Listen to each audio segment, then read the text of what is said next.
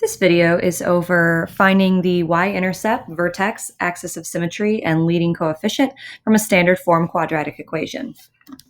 How you know the equation that we see is in standard form is because of the way it's written. We notice that we see three terms, a trinomial, and it is in the form of ax squared plus bx plus c.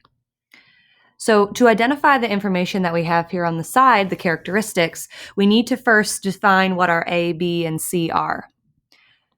Our a value, b value, and c value are the coefficients or the constants in the standard form equation. So our a value in this equation is a 1. We don't see a number there, but we can imply if there is an x squared that we could say that there's 1x squared. Our b value is 6, and our c value is negative 16, keeping in mind that we need to keep the negative sign with that 16. Right away from standard form, just by writing out what our a, b, and c values are, we know what the y-intercept is.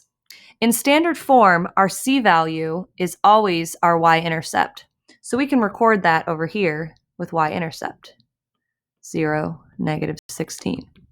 Remember that the y-intercept is a point, so we want to write it as 0, comma, whatever the y-intercept value is. Another item we also know just from listing out a, b, and c is our lead coefficient. The leading coefficient is the coefficient on the term with the highest degree. In this case, x squared is our highest degree, that 2 represents the degree. So the leading coefficient would be the 1 that corresponds with that. Now to finding the vertex. The vertex represents the minimum or the maximum point of the quadratic function.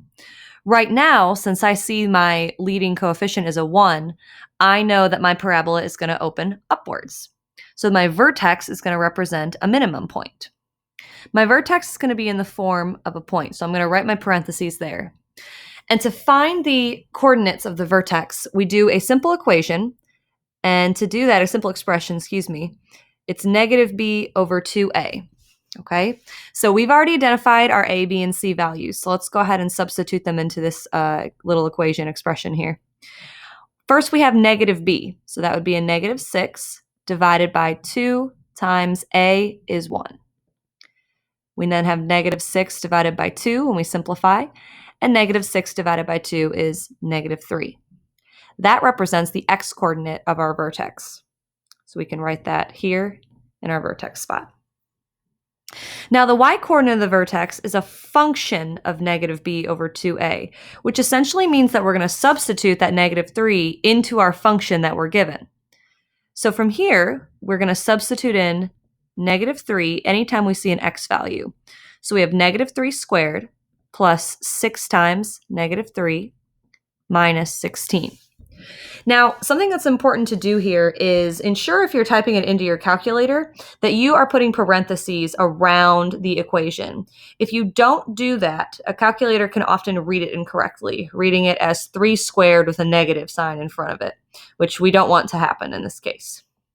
So when we substitute this into our calculator, we're going to end up with negative 25. And that negative 25 represents your y value. So my vertex is at negative 3, negative 25. From here, since I now know my vertex, I can also find my axis of symmetry. My axis of symmetry is the line that cuts any given parabola in half, cutting through the x-coordinate. So I'm kind of sketching a picture of what that would be right now. So since the x-coordinate of my vertex is negative 3, that means the axis of symmetry is x equals negative 3. Now, in a moment, we're going to keep going and finding the x-intercepts of this function, but let's keep these points in mind, the y-intercept and the vertex, to move forward so we can graph this.